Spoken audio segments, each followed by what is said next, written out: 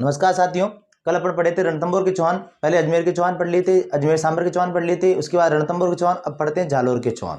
किसकी बात करते हैं अपन? जालोर के चौहान। जालोर के चौहान, ठीक है।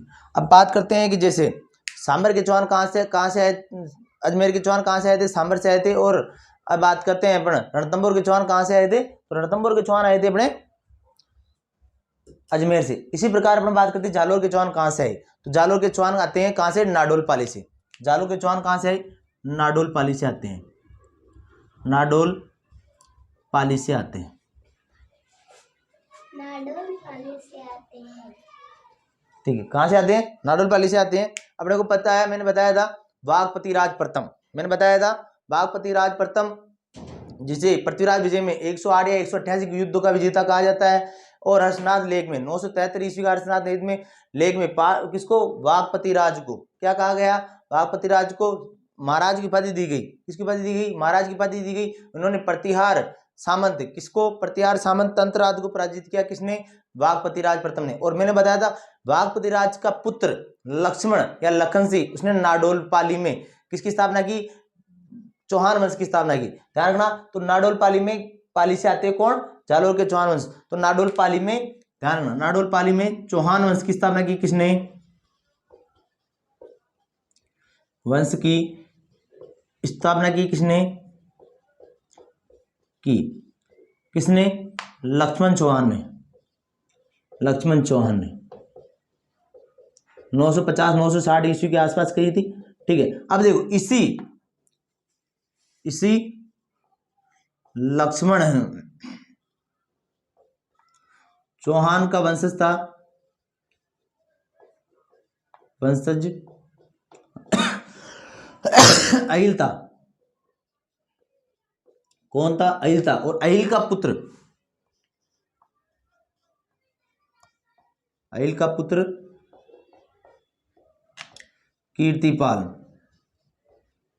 कीर्तिपाल जालोर में चौहान वंश का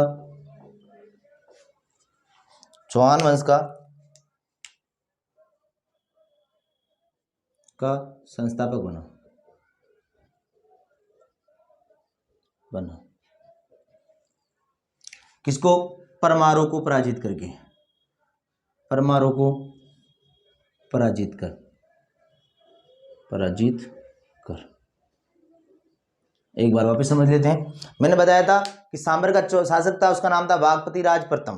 वाघपति राज प्रथम का जो पुत्र था लखन सिंह या लखन चौहान ने नाडोल में चौहान वंश की स्थापना की। इसी का वंशज था अहिल। और अहिल का पुत्र कीर्तिपाल जो जालोर में चौहान वंश की स्थापना करता है। और जो क्वेश्चन आता है जालोर के चौहान कहाँ से आए? तो नाडोल से आए। कहाँ से आए? नाडोल से आए। और किसको हरा करके? परमारों को पराजित करके। अब शासक कौन बनता है? तो शासक कौन बनता है? तो कीर्तिपाल बनता है। कौन बनता है? कीर्तिपाल। ठीक है। अपन बात करते हैं 1182 ईस्वी में। 82 ईस्वी में। ठीक है। आगे चलते हैं। अब बात करते हैं जालोर में चौहान वंश का संस्थापक कौन है? तो कौन है? कीर्तिपाल। अब आगे बात करेंगे कीर्तिपाल के बारे में।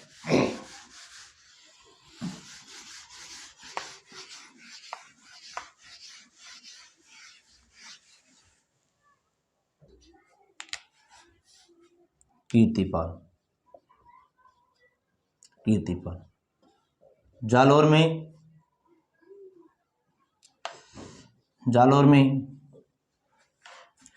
चौहान वंश का संस्थापक।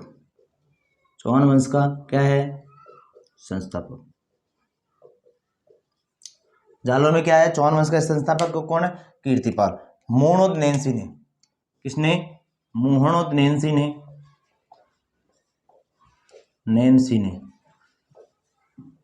ने अपने ग्रंथ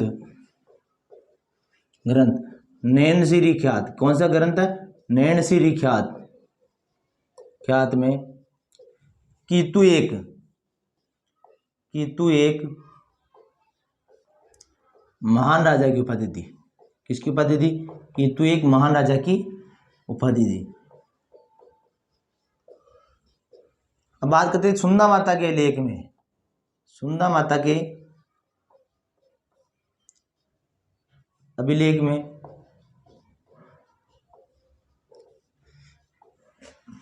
इससे इसे इन्हें किन्हें कीर्तिपाल को राजेश्वर कहा गया। क्या कहा गया?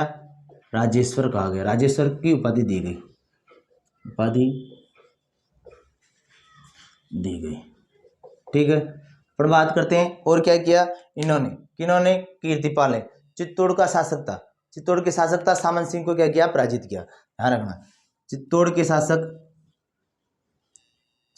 शासक सामंत सिंह को पराजित किया। ठीक है, यह भी ध्यान रखना है कि सामंत सिंह का भाई सामंत सिंह को पराजित कर मेवाड़ पर कब्जा, मेवाड़ पर क्या कर दिया? कब्जा। ठीक है, अब बात करते हैं वापस सामंत सिंह के भाई कुमार सिंह ने पुनः किसको? कीर्तिपाल को पराजित कर मेवाड़ पर अधिकार कर लिया। मेवाड़ पर अधिकार कर लिया।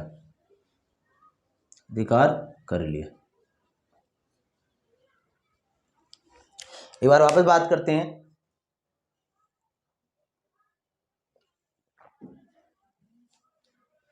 जालोर में चौहान वंश का संस्थापक कौन था? जालोर में चौहान वंश का संस्थापक था कीर्तिपाल। मोड़ो नैनसी ने अपने ग्रंथ नैनसी ख्यात में, मोड़ो नैनसी ने अपने ग्रंथ कौन सी? नैनसी ख्यात में, कि तू को एक महान राजा की उपाधि दी। किसकी उपाधि दी? कि तू एक महान राजा की उपाधि दी। सुंदा माता के अभिलेख में, किसमें? सुंदा माता के अभिलेख में से राजेश्वर की उपाधि दी गई। किसको? कीर्तिपाल को। कीर्तिपाल के समय में मेवाड़ के शासक सामंत सिंह पर आक्रमण किया और सामंत सिंह को पराजित किया और मेवाड़ पर अधिकार कर लिया। किसने? कीर्तिपाल ने। अपन बात करते हैं नेक्स्ट कि सामंत सिंह के भाई कुमार सिंह ने पुनः कीर्तिपाल को पराजित कर लिया और मेवाड़ पर वापस अपना अधिकार कर लिया। ठीक है, आगे चलते हैं नेक्स्ट।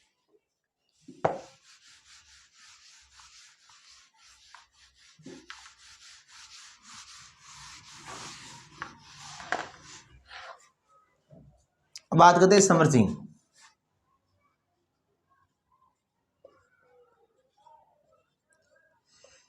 इसने जालोर दुर्ग के, इन्होंने जालोर दुर्ग के, कौन से दुर्ग के?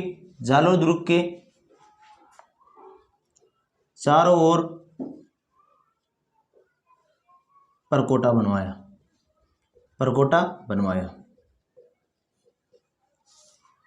दूसरा काम क्या किया इन्होंने? जालोर दुर्ग में शस्त्रागार का निर्माण करवाया। जालोर दुर्ग में शस्त्रागार का निर्माण करवाया।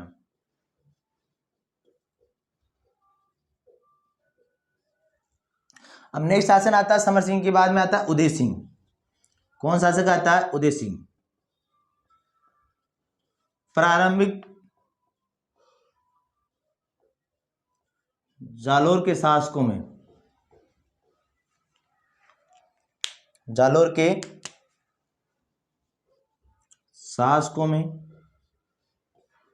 सबसे ज्यादा शक्तिशाली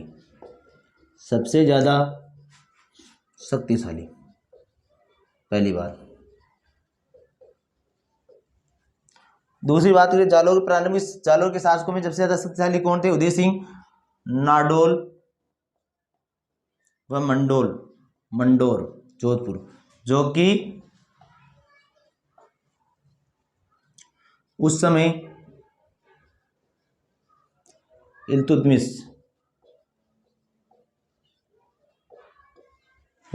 के अधिकार में थे।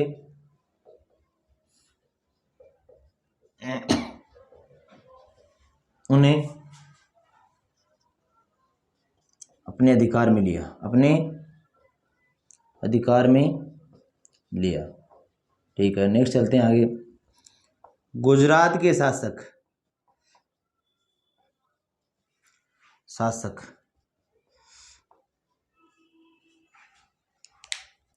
गुजरात के शासक लवण प्रसाद को पराजित किया, प्रसाद को क्या किया, पराजित किया।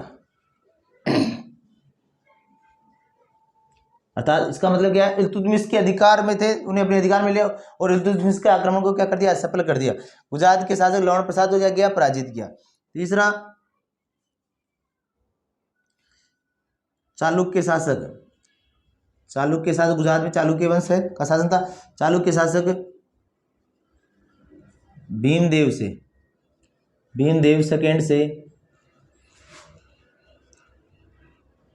अपनी पुत्री, अपनी पुत्री का बहन लीला देवी का विवाह किया। लीला देवी का विवाह कर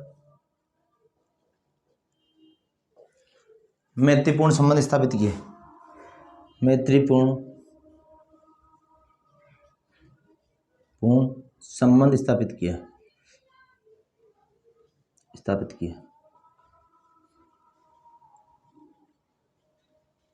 ठीक है। आगे आगे चलते हैं नेक्स्ट।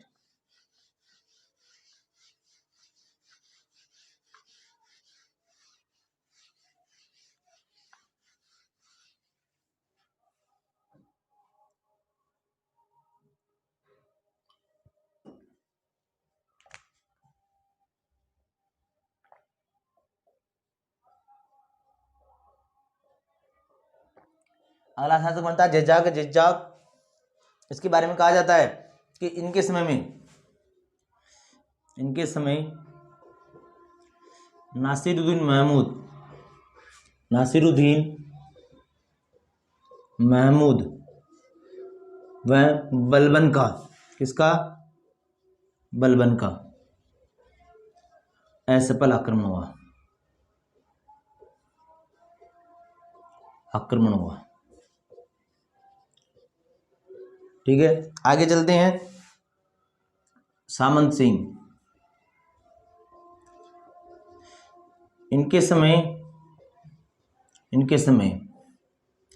1291 ईस्वी में, कब, 1291 ईस्वी में जलालुद्दीन खिलजी, जलालुद्दीन खिलजी के बारे में बताया था। जेके ने किस पर, जालौर पर आक्रमण किया, जालौर पर क्या किया, आक्रमण किया। ठीक है, कब किया, 1291 में। किसने किया, जलालुद्दीन खिलजी ने। किस पर किया, सामंत सिंह ने गुजरात के बाघेला सामंत की सहायता से, बाघेला सरदार की सहायता से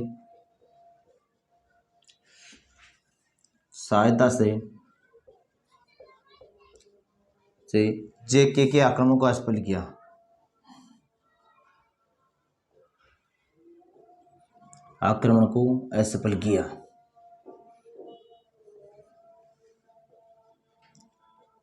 जेके के आक्रमण को क्या किया, असफल किया। एक बार वापस सुन लेते हैं। जालोर के चौहान की बात कर रहे थे अपन। जालोर के चौहान कहाँ से आए, तो नाडोलपाली से आए। नाडोलपाली से आए। अब बात करते हैं जालोर का संस्थापक कौन था, कीर्तिपाल। उन्होंने 1182 ईस्वी में परमारों को हरा करके क्या किया, यहाँ पर जालोर में चौहान वंश की स्थापना की।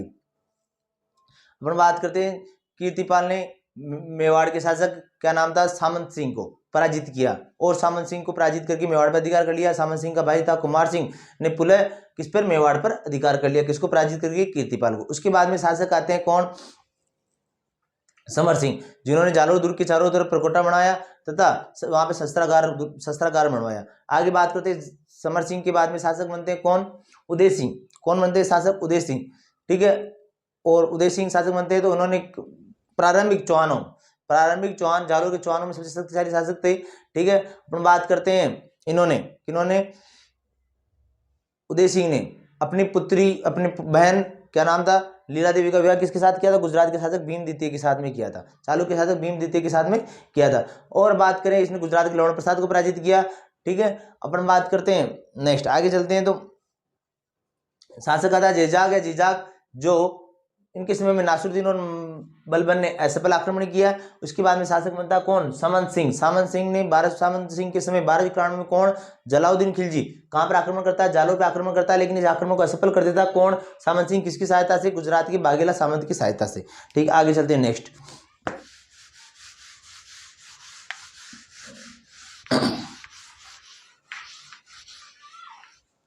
अब नेक्स्ट शासक होते हैं कानादेव चौहान।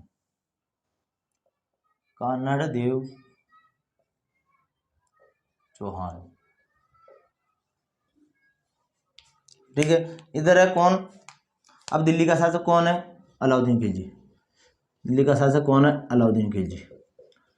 1296 से लेकर 1316 ईस्वी तक, ठीक है। अब देखो, कानादेव चौहान का पुत्र था वीरमदेव।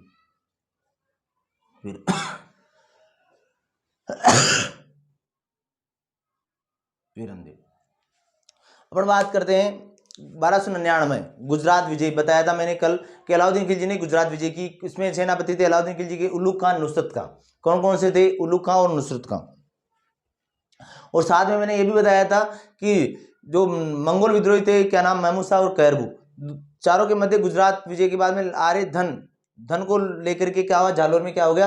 विवाद हो गया और धन लेकर के फरार हो गए। कौन कौन फरार हो गए? महमूद शाह और कैरबू। अब बात करते हैं, अब वहीं से तभी क्या हुआ? हमीरदेव चौहान के, सॉरी, कानड़देव चौहान का जो सेनापति था उसका नाम था जेत सिंह देवड़ा। क्या नाम था? जेत सिंह देवड़ा। जेत सिंह देवड़ा क्या करता है? जेत सिंह देवड़ा वहां से जाता है, वहां पर जाता है, जालोर उस स्थान पे जाता है, और जेत सिंह देवड़ा आधा धन लूट के ले आता है और गुजरात में सोमनाथ के मंदिर में जो मूर्ति थी उसको तुड़वा करके उल्लुक खान, नुसरत खां किसको? कसाईयों को बांटने वाले थे। किसको बांटने थे? बांटने वाले थे, कसाईयों को बांटने वाले थे। तभी ये उनकी मूर्ति, टूटी हुई मूर्तियों के पत्थर को कौन लेकर के? जय सिंह देवड़ा लेके आ जाते हैं। अब और इन मूर्तियों के 5 पत्थरों को कहाँ का लगाते हैं? जालोर में लगाते हैं। जालोर के 5 स्थानों पे लगाते हैं। कौन लगाते हैं? कानड़देव चौहान, ठीक है। आबू में लगाते हैं, जालोर में लगाते हैं, सहीवाड़ में लगाते हैं, बागड़ा जगह में लगाते हैं और सोरठा गांव में लगाते हैं। तो 5 जगह लगाते हैं। किनकी? सोमनाथ के मंदिर से टूटी हुई मूर्ति की 5 जगह, जो पत्थर थे उनको 5 जगह लगाते हैं, ठीक है। अब इस बात का पता चलता है किसको? अलाउद्दीन खिलजी को। अलाउद्दीन खिलजी क्या करेगा? अब आक्रमण करेगा। किस पे आक्रमण करेगा? हमें कानड़देव चौहान। अब कानड़देव चौहान पे आक्रमण करने के बहुत से कारण। पहला कारण, गुजरात विजय के दौरान गुजरात जाते समय में किन्होंने रास्ता नहीं दिया? कानड़देव चौहान ने रास्ता नहीं दिया। कानड़देव चौहान ने रास्ता नहीं दिया। रास्ता किसने दिया? तो मेवाड़ के शासक समर सिंह ने रास्ता दिया। लेकिन क्या किया? समर सिंह ने कर वसूला था। एक अपने को ध्यान रखना। आगे चलते हैं। दूसरा कारण क्या है? गुजरात जाते समय में किस पे? गुजरात जाते समय में, गुजरात जाते समय क्या होता है? गुजरात जाते समय में किस? जालोर रास्ते में आता है, इसलिए जालोर पर अधिकार करना चाहते थे। कौन? अलाउद्दीन खिलजी। तीसरा कारण, अलाउद्दीन खिलजी की साम्राज्यवादी विस्तार नीति, ठीक है। अपन बात करते हैं चौथा कारण क्या है? तो चौथा कारण था अलाउद्दीन खिलजी की पुत्री फिरोजा। मोहम्मद नेसी ग्रंथ नेसीरी ख्यात के अनुसार कि अलाउद्दीन खिलजी का किस पर? कानड़देव चौहान पर आक्रमण करने का कारण था फिरोजा। आगे बताऊंगा इसके बारे में भी। अब बात करते हैं फिर फरिश्ता के अनुसार। किसके अनुसार? फरिश्ता के अनुसार अलाउद्दीन खिलजी का कानड़देव चौहान पर आक्रमण करने का कारण क्या था? तो देखो, अलाउद्दीन खिलजी का सेनापति था 1305 में एन उल मुल्तानी। क्या नाम था? एन उल मुल्तानी।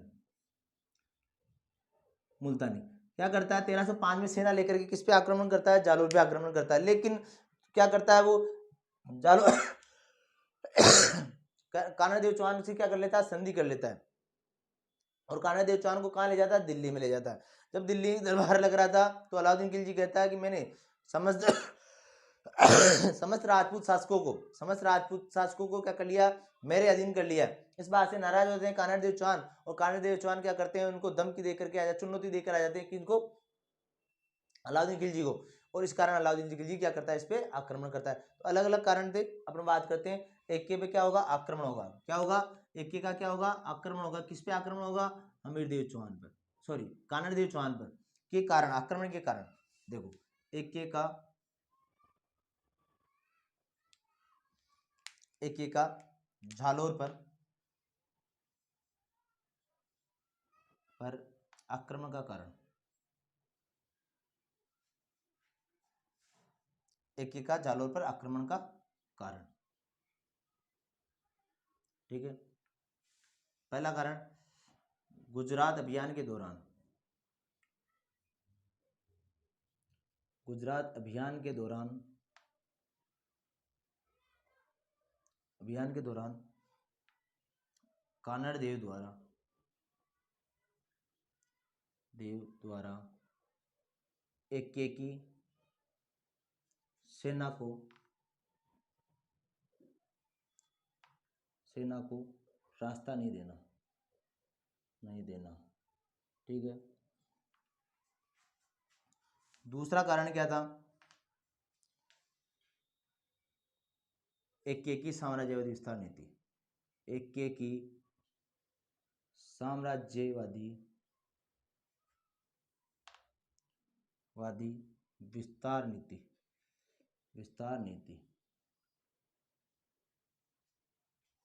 और बात करते हैं एक की साम्राज्यवादी विस्तार नीति। तीसरा कारण क्या था, फरिश्ता के अनुसार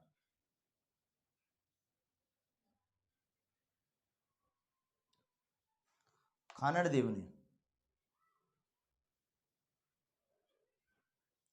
ने एक को दिल्ली दरबार में चुनौती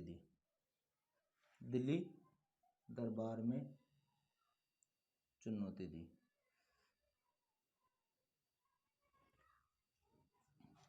चौथा कारण क्या था, मोणोत-नैन्सी का ग्रंथ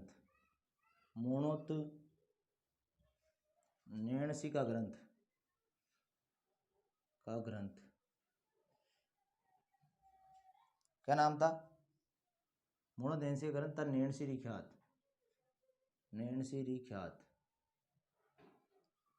में। मोणोत-नैन्सी का ग्रंथ था नैनसीरी ख्यात में। क्या कारण था, फिरोजा। ये फिरोजा एक की पुत्री। ठीक है, अब देखो आगे, अब ये कारण कैसे हैं इसके बारे में बात करते हैं नेक्स्ट, फिरोजा के बारे में।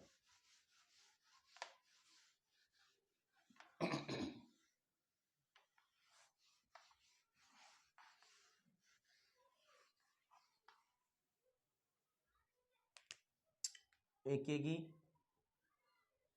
पुत्री, क्या नाम था, फिरोजा। देखो मैंने बताया था जब एन उल मुल्तानी 1305 पे किस पे आता है, आक्रमण करने के लिए आता है, किस पे, कानादेव चौहान पर। तो कानादेव चौहान संधि कर लेता है। कुछ इतिहासकार तो बोलते हैं कानादेव चौहान भी और विरमदेव दोनों कहाँ चले गए थे, दिल्ली में अलाउद्दीन खिलजी के दरबार में चले गए थे। लेकिन कुछ इतिहासकारों का मानना है कि कौन गया था, विरमदेव गया था। किसके दरबार में गया था, तो अलाउद्दीन खिलजी के दरबार में गया था। ठीक है, एक की पुत्री थी फिरोजा। इधर कौन था, कानड़ देव का पुत्र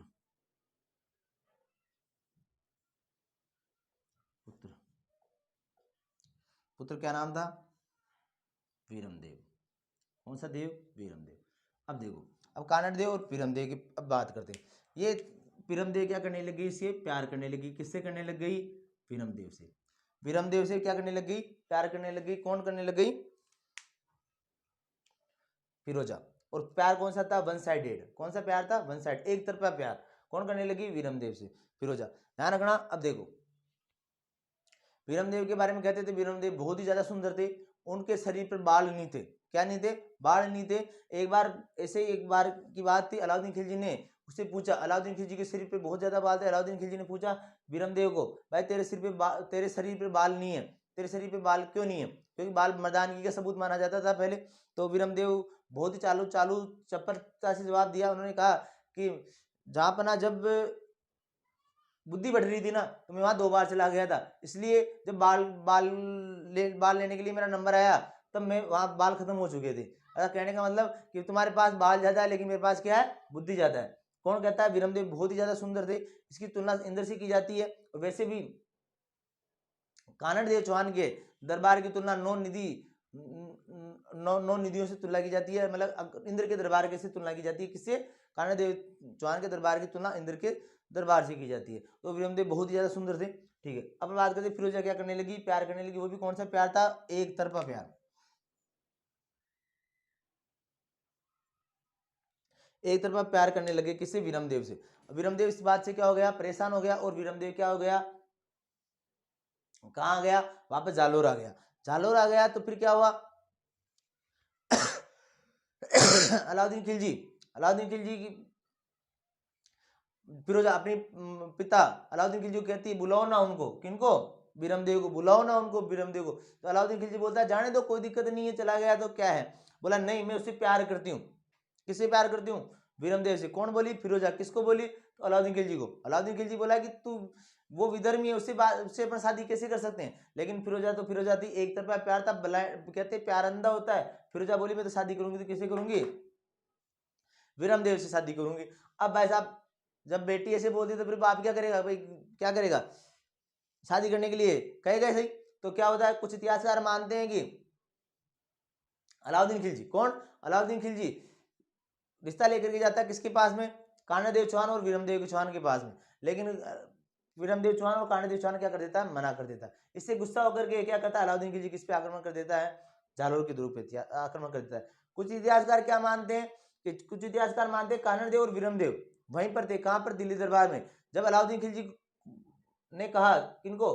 कानड़देव और विरमदेव को भी शादी करने के लिए। किससे? फिरोजा से। तो कानड़देव राजी हो गया और बोला कि मुझे शादी करने के लिए क्या चाहिए? पैसों की जरूरत है, क्योंकि आप तो क्या हो, दिल्ली के सम्राट, दिल्ली के बादशाह हो, और हम क्या छोटे से ठिकाने के छोटे से जगह के राजा हैं। तो हमें आपकी बराबरी के लिए थोड़ा बहुत पैसा चाहिए। तो पैसा लेकर के आ गए और उससे पैसों से जालोर दुर्ग की क्या हुई? दीवारों को मजबूत करवाया। कि इन्होंने?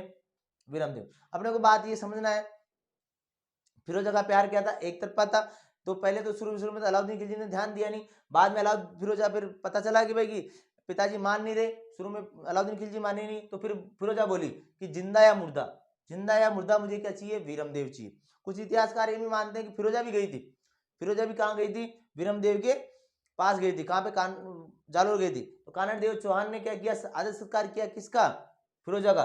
लेकिन विरमदेव तो इससे बात नहीं करा। और विरमदेव ने कहा कि मेरा जो ननियाल है वो भाटियों में, और मेरा कुल क्या है? चौहानों का है। अगर अगर मैं इस विधर्मी से शादी करूंगा तो मेरा कुल और मेरा कुल क्या हो जाएगा? लज्जित हो जाएगा। मेरा ननियाल ननियाल का कुल क्या हो जाएगा? लज्जित हो जाएगा। और जब सूरज पश्चिम में आए, सूरज पश्चिम में आ नहीं सकता, और मैं विरमदेव फिरोजा से शादी नहीं कर सकता। ये जो बातें हैं इधर, और अपने को याद रखना है कि विरमदेव ने फिरोजा से विवाह करने के लिए मना कर दिया।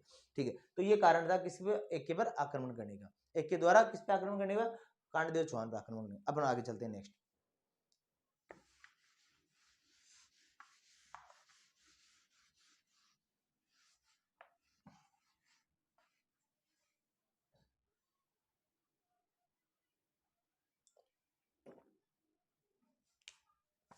अपन बात करते हैं 1299 ईस्वी में गुजरात विजय से लौट रही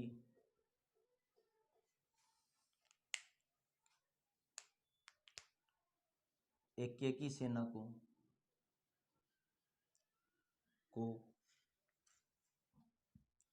अमीर देव चौहान का सेनापति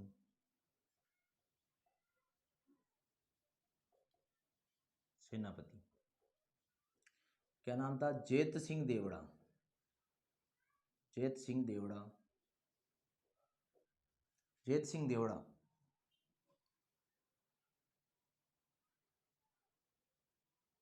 जालोर के पास लूटा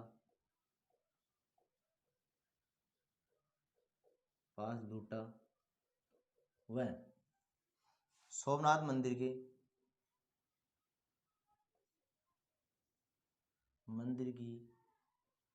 मूर्ति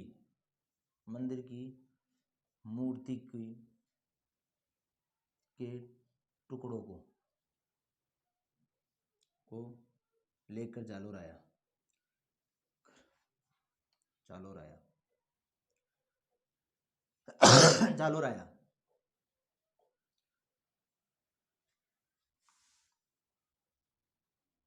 कानड़देव, कानड़देव इन मूर्ति के टुकड़ों को कहाँ कहाँ लगाया? आबू, सोरठा, बागड़ा, सहीवाल व जालौर में लगाया, जालौर में लगवाया। ठीक है, ये समझ में आ गया। अब बात करते हैं 1305 में। इससे परेशान होकर, इससे कुपित होकर कौन? अलाउद्दीन खिलजी 1305 में एन उल मुल्तानी के नेतृत्व में क्या करेगा? सेना भेजेगा किस पर? कानड़देव चौहान पे। और कानड़देव क्या करता है? संधि कर लेता है। और वीरमदेव क्या कर, वीरमदेव कहाँ चल जाता है? दिल्ली दरबार में। अब आगे चलते हैं नेक्स्ट। अब आप सोच रहे होंगे 1299 पे तो हुआ और ये 1305 कैसे लगा दिया? तो अपने को पता है अलाउद्दीन खिलजी 1301 में रणथंभौर पे आक्रमण करने में बिजी था, 1303 में किस पे आक्रमण करने में बिजी था? तो मेवाड़ पर आक्रमण करने में बिजी था, इसलिए 1305 लग गया। ठीक है, ध्यान रखना। 1305 में, 1305 ईस्वी में एक सेनापति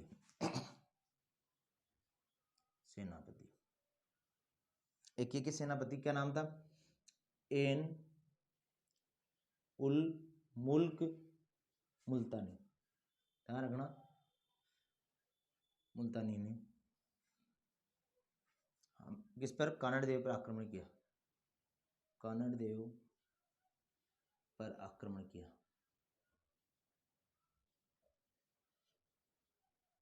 कानड़ पे आक्रमण करने की सोची। कानड़देव ने क्या किया? कानड़देव संधि कर लेता है, संधि कर लेता है।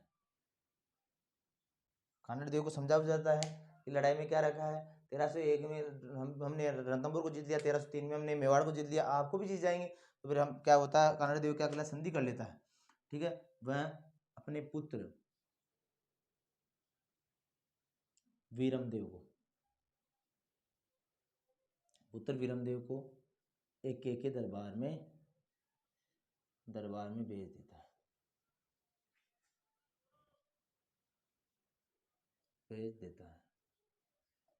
के दरबार में क्या कर देता है? भेज देता है। ठीक है, अब देखो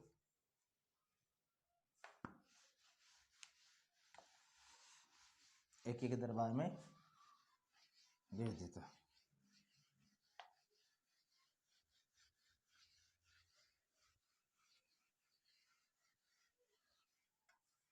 अब देखो मैंने बताया था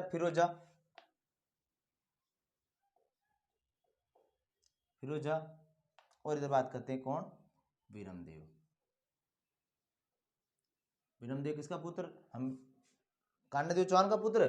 और अलाउद्दीन खिलजी की पुत्री कौन थी? फिरोजा। दोनों ये क्या करती थी? प्रेम करती थी। प्रेम, कौन सा प्रेम? एक तरफा प्रेम। ठीक है, कहा जाता है कि इसकी जो धाई माँ, इसकी मम्मी नहीं थी, मम्मी बचपन में मर गई थी, तो धाई माँ पालन किया था। धाई माँ गुलविहीरत बेगम, क्या नाम था? गुलविहीरत बेगम। दाई माँ कौन सी इसकी? गुलविहीरत बेगम भी क्या हुई? आक्रमण करने के लिए गई थी। कहाँ पर? हमीरदेव चौहान और वीरमदेव को मनाने के लिए, लेकिन फिर भी ये नहीं माना। कौन नहीं माना? वीरमदेव नहीं माना। अब क्या अंतिम कारण क्या? अब अंतिम उपाय क्या था? आक्रमण करना किसके द्वारा? एक के द्वारा। किस पर? हमीरदेव चौहान पर। अब 1308 में, अब देखो अब क्या करता है? अब आता है एक के क्या करता है? जालौर पर आक्रमण करता है, कब करता है? कब करता है? 1308 में कमालुद्दीन गुरुक के नेतृत्व में। किसके नेतृत्व में? कमालुद्दीन गुरुक के नेतृत्व में।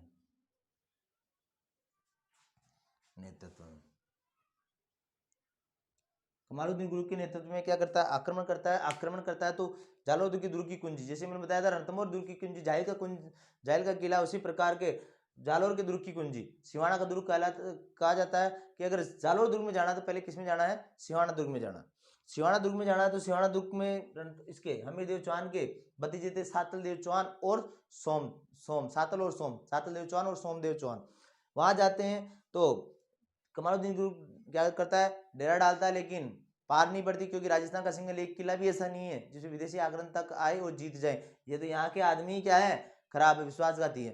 तो क्या होता है, कमालुद्दीन ग्रुप क्या करता है, कूटनीति का प्रयोग प्रयोग करता है और सातल और सोम के जो सेनापति था भावला को अपनी तरफ मिला लेते हैं और भावला क्या करता है, वहां पर जो पेयजल था उसमें क्या रहता है, गोरख मिला जाता है। इससे क्या हो जाता है, आदमी वहां पर जल संकट आ जाता है और फिर क्या होता है, युद्ध होता है। तो सातल और सोम केसरिया बाना पहन करके युद्ध करते हैं, सातल और सोम वीरगति को प्राप्त हो जाते हैं। और जो सातल देव की पत्नी थी उसका नाम था मेणा देव। क्या नाम था, मेणा देव। मेणा देव क्या करती है, जोहर करती है। ठीक है, तो 1308 में सिवाना का शासक पहला शाखा कब हुआ, 1308 में किसके नेतृत्व में हुआ शाखा, केसरिया प्लस जोहर के अगला शाखा। केसरिया किसने किया, तो सातल देव चौहान, जो कौन था, कानड़ देव चौहान का क्या था, भतीजा था। और उसकी पत्नी, किसकी, सातल देव चौहान की पत्नी क्या नाम था, मेणा देव ने क्या किया, जोहर किया था। ठीक है, राजस्थान वो कहाँ का, सिवाना का पहला शाखा क्या कहलाता है, सिवाना का ये पहला शाखा कहलाता है। ठीक है, सिवाना का नाम बदल के क्या रख देते हैं, सिवाना का नाम बदल कर क्या कर देता है, कमालुद्दीन ग्रुप या खेराबाद, क्या कर देता है, खेराबाद। तो सिवाना का अलाउद्दीन खिलजी के समय नाम क्या रहा, खेराबाद। ठीक, आगे चलते हैं। जालौर पर आक्रमण करता कमालुद्दीन ग्रुप के नेतृत्व में सिवाना दुर्ग पर आक्रमण। सिवाना दुर्ग कौन है, क्या है सिवाना दुर्ग,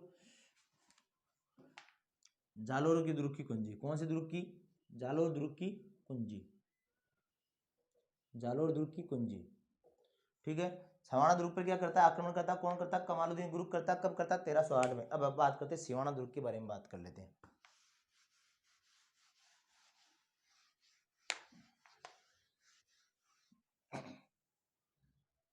बात करते हैं इधर सिवाना के शासक कौन था,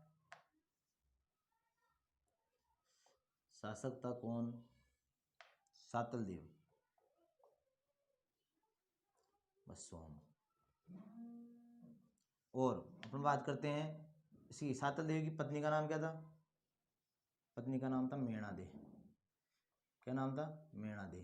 ठीक है, अपन बात करते हैं सातल देव व सोम, पत्नी का नाम क्या था, मेणा दे। इधर बात करते हैं एके के सेनापति, एके का सेनापति क्या नाम था, क्या नाम था, कमालुद्दीन गुरुग,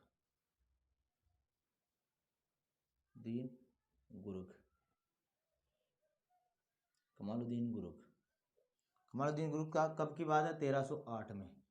ठीक है, कमालुद्दीन गुरुग क्या हो गया, जीत गया। ठीक है, इधर सेनापति कौन था, बावला। ठीक है, सेनापति कौन था, बावला ने क्या किया, विश्वासघात किया, और क्या किया, पेयजल में, पीने के पानी में, पेयजल में क्या कर दिया, गोरक्त मिला दिया, रक्त मिला दिया। ठीक है, इससे क्या हुआ, सातल देव ने क्या किया, केसरिया किया। और अपन बात करते हैं मेणा दे ने क्या किया, जोहर किया। ठीक है, और कमालुद्दीन गुरुग ने किसका नाम, सिवाना का नाम बदल करके, किसका नाम बदल के, सिवाना का नाम बदलकर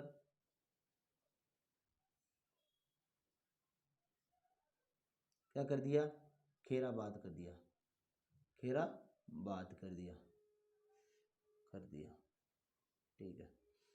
सिवाना का नाम बदल के क्या कर दिया, खेराबाद कर दिया, गोरख मिला दिया, विश्वासघात किया, पेयजल में गोरख मिला दिया किन्होंने। ठीक है, तो सिवाना का प्रथम शाखा ध्यान रखना, सिवाना में दो शाखा हुई हैं। एक करेगा कलम रायम लोध अकबर की सेना के विरुद्ध।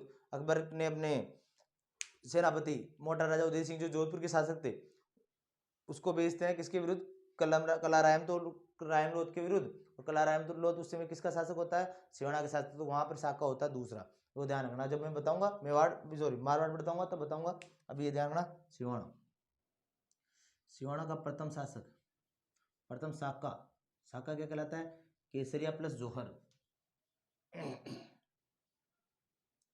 प्लस जोहर। केसरिया प्लस जोहर क्या कहलाता? शाखा कहलाता। सिवाड़ा का प्रथम शाखा कब हुआ? 1308 ईस्वी ईस्वी। ठीक है, आगे चलते हैं नेक्स्ट।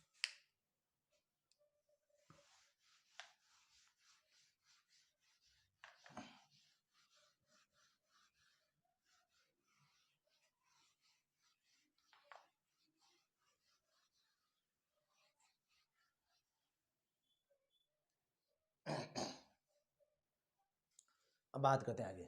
अब बात करते हैं, अब सिवाड़ा जीत चुके थे, अब आगे आएंगे कौन? जालो राणा है। जालो राणा है तो फिर क्या होता है कि मलकाना के पास में, मेड़ता के पास में एक जगह पड़ती है मलकाना। मलकाना में अब अलाउद्दीन खिलजी का सेनापति था शम्स का। शम्स का था। इधर कांडदेव चौहान अपने सभी सामंतों को बोलते हैं कि भाई युद्ध करो, युद्ध करो, और जब जहां भी अलाउद्दीन खिलजी की सेना मिल जाए उसको, उससे युद्ध करो। तो क्या होता है, इधर 1309 में मलकाना के युद्ध में शम्स खां और शम्स खां की पत्नी थी, उनको बंदी बना लेते हैं। कौन? कांडदेव चौहान के सामंत। तो इसमें जीत किसकी होती है? तो जीत किसकी होती है? कांडदेव चौहान की होती है। इसके बाद में क्या होता है, कमालुद्दीन गुरु फिर क्या होता है, जालोर के दुर्ग पे आक्रमण करने की योजना बनाता है। कब? 1311 में। ठीक है, 1311 में आक्रमण करने की योजना बनाता है। आक्रमण करने की योजना बनाता है, मैंने बताया था कि सबसे मजबूत, मतलब कि जालोर के दुर्ग का दीवार, कहा जाता है कि जालोर के दुर्ग का दरवाजा आज दिन तक कोई भी आक्रमणकारी आकर के नहीं खोल पाया है। अर्थात जालोर का दुर्ग का दरवाजा बहुत ज्यादा मजबूत था। तो कमालुद्दीन गुरुग क्या करता है? घेरा डालता है। उलुग खां कमालुद्दीन गुरुग क्या करता है? घेरा डालता है, लेकिन जीत नहीं पाता। किसको नहीं जीत पाता? जालोर के दुर्ग को जीत नहीं पाता। तो फिर क्या करता है? वो कूटनीति का प्रयोग करता है। क्या करता है? कूटनीति का प्रयोग करता है। तो हम कांडदेव चौहान का एक सेनापति था, उसका नाम था दहिया राजपूत बीका। दहिया राजपूत बीका को क्या कर लेता है? अपनी तरफ मिला लेता है। दहिया राजपूत बीका को अपनी तरफ मिला लेता है और उसे जालोर दुर्ग के गुप्त मार्ग का पता पूछता है। तो दहिया राजपूत बीका बोलता है मुझे गुप्त राज का पता तो नहीं है, लेकिन एक चीज का पता है कि जालोर में एक दीवार क्या है? कच्ची है। जालोर दुर्ग की क्या है? एक दीवार कच्ची है। तभी अलाउद्दीन खिलजी के सेनापति बोलते हैं तो कोई दिक्कत नहीं है, एक दीवार कच्ची है, इसका पता हम लगा लेंगे। तो फिर क्या होता है, जालोर के आसपास राई मंगाते हैं। क्या मंगाते हैं? राई मंगाते हैं। तो कुछ ना अगर राई का भाव रातु ही गया, राई का भाव क्या हुआ? रातु ही गया। कुछ ना था, राई का भाव रातु ही गया। तो उस ये कहावत कौन से दुर्ग से संबंधित है? जालोर के दुर्ग से। क्यों संबंधित है? देखो, राई मंगाई गई, पूरे आसपास के राजाओं से, आसपास की जगह से क्या मंगाई गई? राई मंगाई गई। और राई का छिड़काव किया गया किस पर? पानी लेकर के, बाल्टे लेकर राई का छिड़काव किया गया पूरे दुर्ग के चारों ओर। और अपने को पता है कि राई अगर शाम को लगाते हैं तो सुबह क्या हो जाती है? उग जाती है। तो पता चल जाता है यहाँ पे जगह कौन सी है? कच्ची है। तो फिर राई का छिड़काव किया गया और पता चल गया कि ये जगह कच्ची, और जैसे क्या हो गया, अलाउद्दीन खिलजी की सेना क्या होगी? एंटर होगी। अब जैसे ही इधर बात करते दहिया राजपूत बीका दारू के नशे में अपनी पत्नी सत्रिया के पास जाता, बोला कि मैं राजा तू मेरी रानी। तो सत्रिया बोलती है कि अपन तो सेनापति है, राजा रानी कहाँ हो गए? तो बोलती है, वो पूछती भाई राजा कैसे हो गए, और उसके पास पैसे थे। पैसे दे करके वो घबरा जाती है और पूछती है क्या बात हो गई। तो उसने बताया कि मैंने गुप्त रास्ते का पता बता दिया, गुप्त मार्ग का पता बता दिया। किसके गुप्त मार्ग का? जालोर के दुर्ग के गुप्त मार्ग का पता से बता दिया। तो इससे क्या होती है, सत्रिया नाराज हो जाती है और पति के सोने का इंतजार करती है, और पति को तलवार कटार गोप करके पति के। और फिर क्या होती है, ये समय विभक्ति नहीं, या फिर मात्र भक्ति के लिए, अपने देश की रक्षा के लिए दौड़ी हुई जाती है। कौन? सत्रिया दौड़ी हुई जाती है। सत्रिया कौन? दहिया राजपूत बीका की पत्नी दौड़ी हुई जाती है। तब तक क्या हो जाती है? देर हो जाती है, और अलाउद्दीन खिलजी की सेना किसमें घुस जाती है?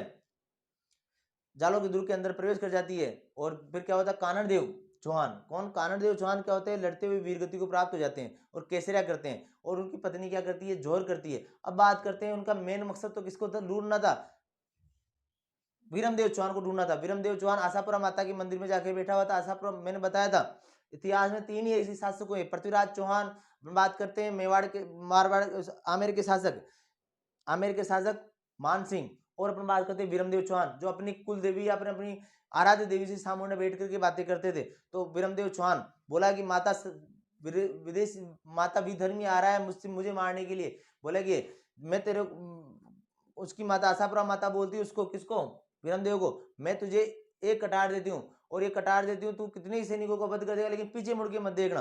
और पीछे मुड़ के देख लिया तो वो तेरे लिए अंतिम कटार होगी। और उस माता के आशीर्वाद से किसके? माता आशापुरा के आशीर्वाद से वीरमदेव क्या करता है? कटार चलाता है और कम से कम 5,000 सैनिकों को मोती घाट उतार देता है। और गलती से पीछे देख लेता है, पीछे मुड़ के देख लेता है, तो फिर वो समझ जाता है मेरा अंतिम समय आने वाला है, मेरा अंतिम समय आने वाला है। तो फिर क्या होता है, उसी कटार से अपनी कटार गोप करके आशापुरा माता के मंदिर के पास में आत्महत्या कर लेता है। कौन? वीरमदेव चौहान, क्योंकि उसको पता था दुश्मनों के हाथों से मरना क्या, स्वयं के हाथों से मरना। फिर क्या होता है कि शर्त के अनुसार फिरोजा को क्या चाहिए था? वीरमदेव चाहिए था। तो शर्त के अनुसार वीरमदेव की मुंडी काट करके दद्दा सनावर आई, एक जो सेनापति था अलाउद्दीन खिलजी का, उसका नाम था दद्दा सनावर आई, उसकी मुंडी काट करके कहाँ ले जाई गई? मुंडी काट करके दिल्ली में फिर फिरोजा के पास ले जाया गया। और फिरोजा का मुंह देख करके, फिरोजा का मुंह देख करके कौन? वीरमदेव का कटा हुआ सिर मुड़ गया। अर्थात फिर फिरोजा सोचती है कि भाई ये देखो, जीते जी मेरे से प्रेम नहीं किया और क्या हुआ, मरते वक्त भी मेरे से मुंह मोड़ लिया। और लेकिन फिरोजा का प्यार भी कम नहीं था। तो फिरोजा क्या करती है, उस मुंडी को लेकर के, किसी मुंडी को लेकर के, वीरमदेव के सिर को लेकर के यमुना में कूद जाती है। और क्या करती है? जल जोहर करती है। हम जब बोलो महासती कहते हैं। महासती का मतलब क्या होती है?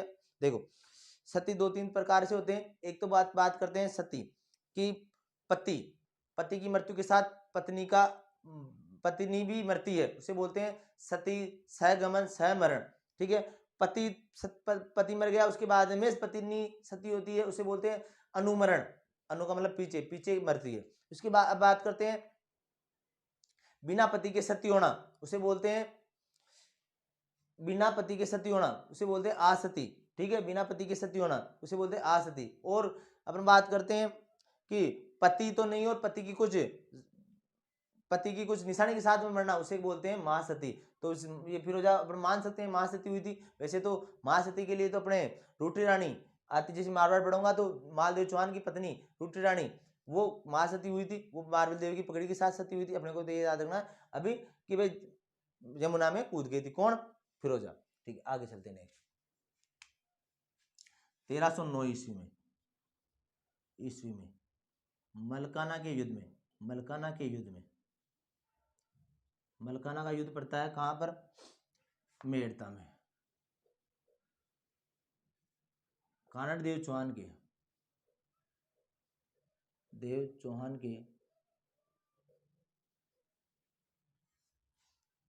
के सेनापति सामंतों ने शम्सका एक के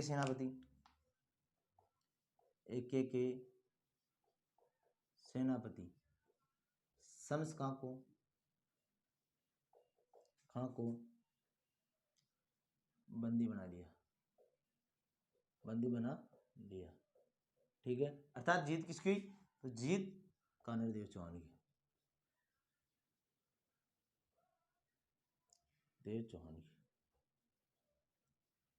अब बात करते हैं, नेक्स्ट बात करते हैं अब क्या हुआ 1311 में। क्या होगा 1311 में? क्या हुआ? युद्ध होगा 1311 में क्या हुआ? युद्ध होगा। इधर कौन होंगे? कमालुद्दीन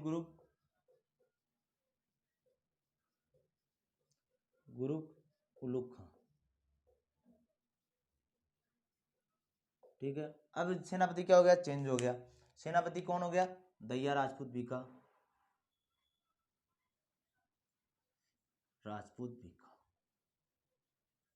दैया राजपूत बीका। ठीक है, ये क्या करता है? जालोर दुर्ग के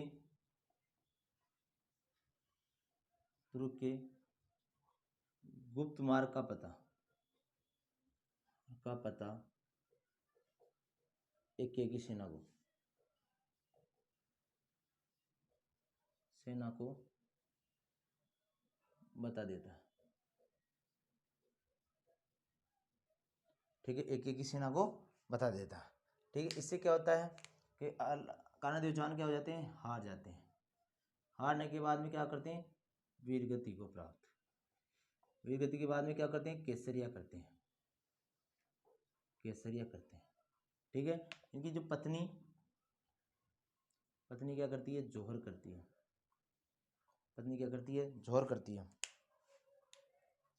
ठीक है, पुत्र था वीरमदेव। क्या नाम था? वीरमदेव। बताया था वीरम देव, ध्यान रखना, वीरम देव आशापुरा माता के मंदिर में।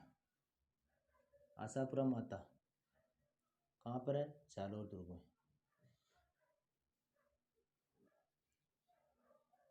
कटार गोप पर आत्महत्या कर लेता है।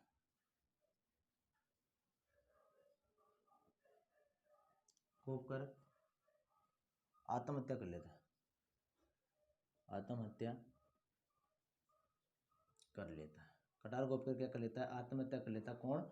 वीरम देव। अपन बात करते हैं कमालुद्दीन। देखो अब बात करते हैं, अब देखो यहां पर एक्के ने जीत कर जालोर का नाम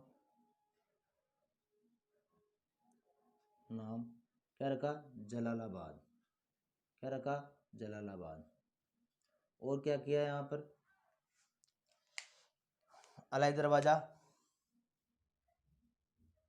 अलाई दरवाजा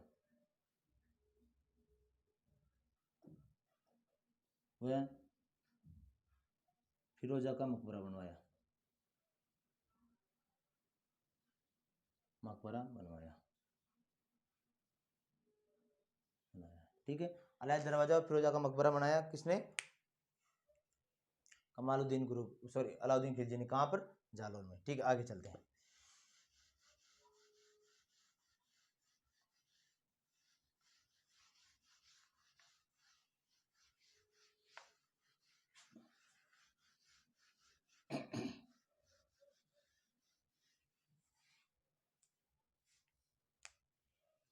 हम बात करते हैं कानड़ देव चौहान की, के पुत्र वीरम देव ने, पुत्र वीरम देव का सौ कौन? दद्दा सनावराई,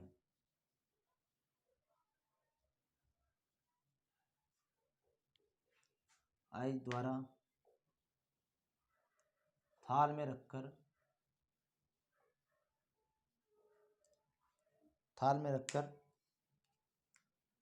दिल्ली किसके पास?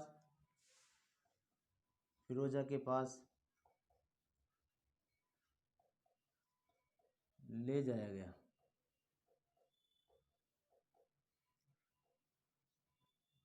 वीरम देव का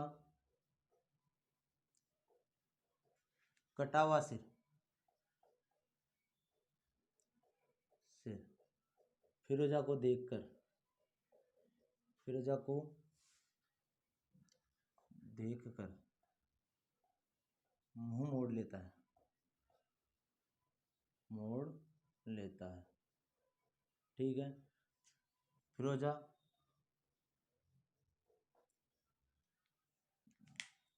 वीरम देव का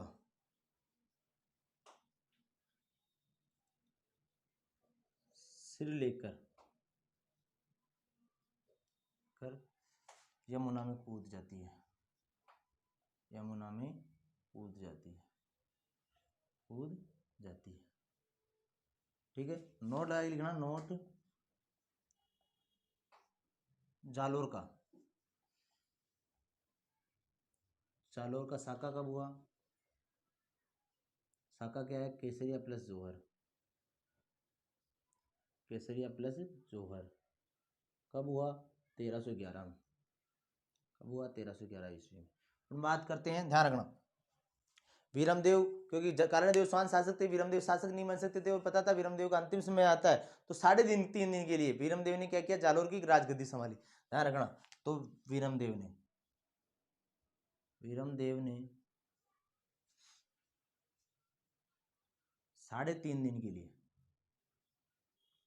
के लिए जालोर पर शासन किया, ठीक है।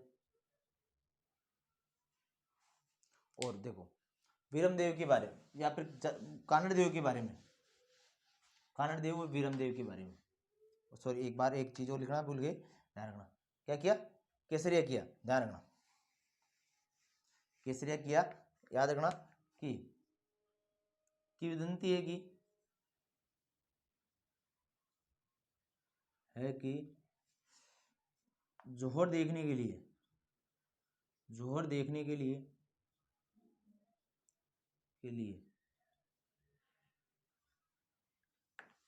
आकाश से ब्रह्मा, विष्णु, महेश, सरस्वती,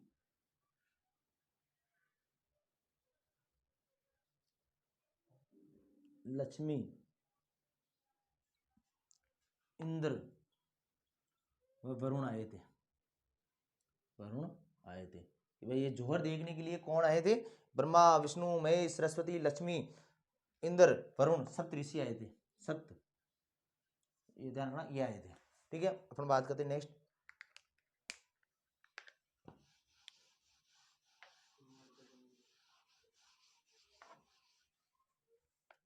ठीक है, अपन बात करें कानड़ देव चौहान के बारे में। कानड़ देव चौहान के बारे में ग्रंथ। पहला कानड़ देव प्रबंध,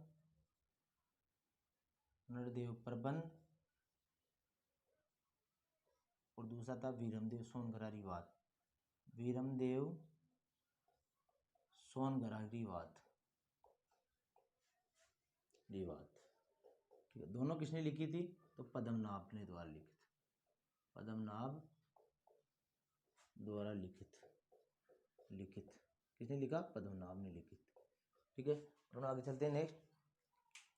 पद्मनाभ द्वारा लिखित। अब बात करते हैं कि सोन, देखो जालोर में कौन से वंश का क्वेश्चन आता है? जालोर में कौन से वंश का शासक था? तो चौहान वंश का शासक था। लेकिन चौहान वंश की कौन सी शाखा थी? सोनगरा शाखा थी। कौन सी शाखा थी? सोनगरा शाखा। सोनगरा शाखा किसकी? चौहानों की। चौहानों की कौन सी शाखा थी? सोनगरा। कहां पर? जालोर में। अब देखो एक बार बात करते हैं झालोर का। झालोर का दुर्ग का जब दुर्ग पढ़ेंगे तब और बात करेंगे, लेकिन अभी समझ लो कि झालोर दुर्ग के प्राचीन नाम। झालोर दुर्ग का प्राचीन नाम। मैंने बताया था बिजोलिया शिलालेख, बताया था जबालीपुर। किसका बताया था? जबालीपुर।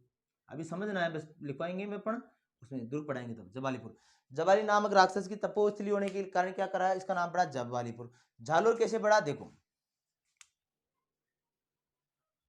जाल प्लस लोर। लोर का मतलब होता है सीमा। क्या होती है? सीमा। जाल सीमा। जाल के वृक्ष, वह क्षेत्र जिसकी सीमा जाल के वृक्षों से बनी हो, उसे वो क्षेत्र क्या कहलाता है? झालोर। वह क्षेत्र जिसकी सीमा जाल के वृक्ष से बनी हुई, वह क्षेत्र क्या कहलाता है? झालोर। अपन बात करते हैं जबालीपुर। जबाली तो ऋषि का आश्रम होने के कारण, जबाली तपोस्थली होने के कारण इसका नाम क्या पड़ा? जबालीपुर। आगे बात करते हैं सोनगढ़। सुवर्णगढ़, जालों का प्राचीन नाम है सोनगढ़। अपन बात करते हैं कांचनगिरी। कांचन का मतलब भी सोना, सोने के जैसा लगता था, इसलिए सोनगढ़, सोनगिरी, सोनगढ़। और कांचन का मतलब भी सोना था। ठीक है, तो ये जालोर के दुर्ग के प्राचीन नाम थे। अपन बात करते हैं जबाल और जलालाबाद। किसने रखा था जालोर के दुर्ग का जलालाबाद नाम? अलाउद्दीन खिलजी। ये जब दुर्ग पढ़ाएंगे तब एक और समझ लेंगे। अपनी बात समझना, जालोर का मतलब क्या था? जाल प्लस लोर, कि ऐसा क्षेत्र जब जालोर के वृक्ष की सीमाएं बनी हुई थी उसको क्या कहते हैं? जालोर। जबालीपुर के बारे में बता दिया था।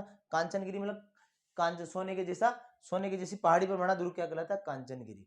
ठीक है, आगे बस आज के लिए इतना ही। बाकी करेंगे अपन, बात करेंगे कल एक बार इनका अजमेर के चौहान, सांबर के चौहान, अजमेर के चौहान, रणथंभौर के चौहान और जालोर के चौहान के बारे में अपन पढ़ लेते हैं। उसके बाद पूरा चर्चा कर लेंगे एक बार। उसके बाद में अपन मेवाड़ पढ़ाएंगे, मेवाड़ पढ़ेंगे, क्योंकि अपन बात करें सिरोही के शासक, अपन बात करें कोटा चौहान, कोटा के, बूंदी के हाड़ा चौहान, इनके बारे में अपन बात करेंगे बाद में। एक बार मेवाड़, मारवाड़ ये कंप्लीट हो जाएंगे, उसके बाद में इनके बारे में चर्चा करेंगे। तो कल एक बार इनका रिवीजन करेंगे पूरा कंप्लीट जो पढ़ाया अब तक का, और उसके बाद में टाइम मिलेगा तो अपन क्या पढ़ेंगे? मेवाड़ पढ़ेंगे। ठीक है।